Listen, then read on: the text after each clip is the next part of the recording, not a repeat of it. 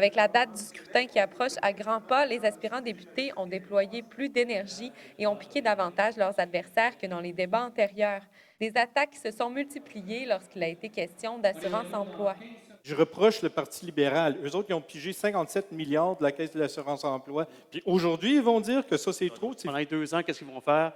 Ils vont piger dans la Caisse d'assurance-emploi pour équilibrer leur budget. Vous allez en faire des choses, le Bloc québécois, le parti qui est voué à mourir dans l'opposition. Mais au fond, tous s'entendent pour une chose, la réforme de l'assurance-emploi entamée par Stephen Harper doit être modifiée. Même le candidat conservateur abonde dans ce sens. J'aurais préféré qu'il y ait certaines modalités pour le secteur des pêches, du tourisme, de l'agriculture, de la foresterie. J'ai dit aux médias depuis cette campagne-là que je voulais convaincre mon gouvernement de faire certaines modifications. Pour les néo-démocrates, on revient à l'ancienne formule et on ajoute quelques bonus. Ramener les heures d'admissibilité à 360 heures, les 12 meilleures semaines pour faire le calcul, plus de bonification au niveau de congé parental et de congé en raison de santé.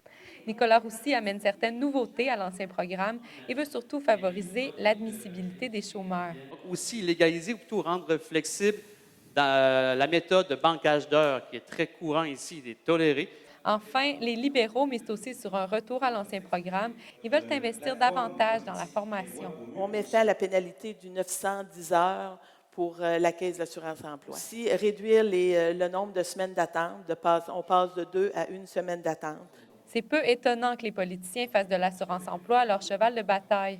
30 des emplois en Gaspésie sont saisonniers. Léa Beauchesne, Gaspé.